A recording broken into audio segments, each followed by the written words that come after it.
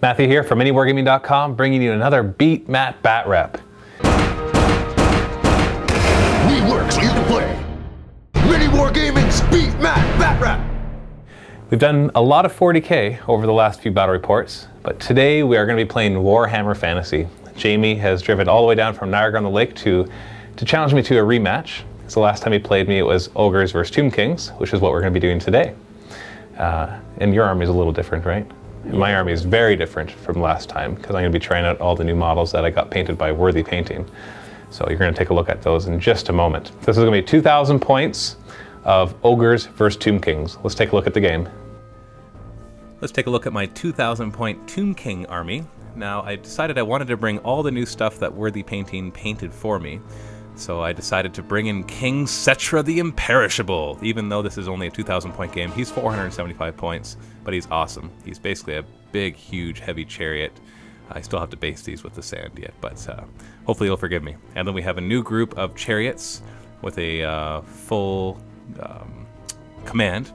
And another group, this is the old group of chariots. You can see there's a couple broken ones in the back. They actually break really, really easily. And these are Tomb Guard. And I thought these would be cool. Turns out, you know, Killing Blow won't actually hurt the ogres because they're too big. And then this is a king proxying as just a regular Lich Priest. So we have two Lich Priests. The king one is the Hierophant, level 2. This one's a level 2 light wizard. King Cetra is a level 1 wizard as well. And then we got 3 of the new Stalkers. These things look so cool. They jump out of the sand and they can try to turn your guys to stone and all that, but we'll see that in the game. And then we've got a Casket of Souls. So everything here except for the chariots on the left hand were painted by Worthy Painting, so check them out for all your commissions. And then Jamie's Ogres, he's changed his army a little bit since the last time we played. But there's a lot of the similar things. We got the Tyrant in the middle, and he's decked out with magic items and really good things. I think he's got like a 2+ armor save and other ridiculous things. We've got a Butcher, and we've also got the Fire Belcher, Fire Breathe, I can't remember, but the guy that breathes fire and does other cool fire things. And then we've got a group of 3 Lead Belchers, and another group of 3 Lead Belchers as well. And then a big group of Iron Guts. So he's decided to bring that just to kind of smash into whatever he can. He didn't know what I was going to bring. I didn't really know what he's going to bring. These guys are proxying as Man-Eaters, which are very tough ogres, and they have the Scout rule, which means they can deploy right next to me. And these, of course, got a Giant just for fun.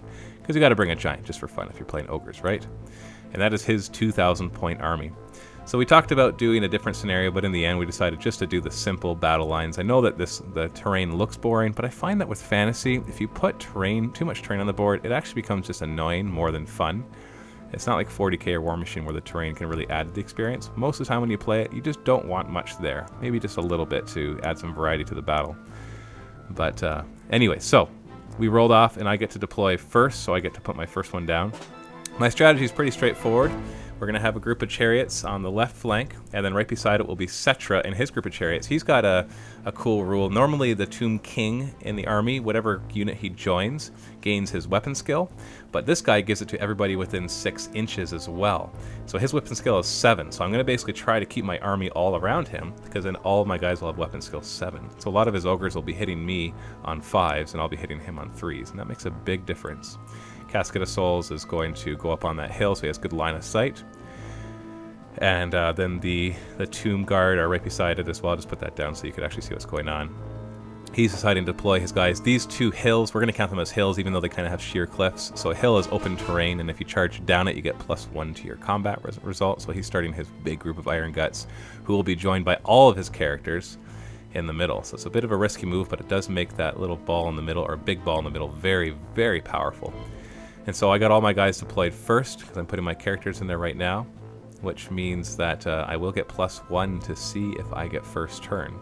So Cetra, just to talk about him for a second, he has 475 points, but he's strength 6 with a strength 5 chariot. He gets d6 +1 impact hits. Oh, he's putting his Man-Eaters. You can see where he just put them over there on the top left of the screen, within 12 inches of the side. This is completely throwing me off. I'm going to stop talking about Cetra for a second here because this is important. When he put those there, I was just kind of in a bind. I'm like, what am I supposed to do with my chariots on the left? Because if he charges, I lose. That is what it comes down to. Chariots, if they are charged, will die against almost anything. They need the charge to get the impact hits, and then the guys also have spears, which means they get +1 strength on the charge. There's just so many reasons I need the charge. Thankfully, I got first turn. Although if he got first turn, he wouldn't be able to charge with those scouts. And so I did the only thing that I could think of doing when you're confronted by an enemy that's scary, and that's turn and run. Now he got confused because I turned, this is a reform, so they used my entire move just to show my rear end, which of course he'll get.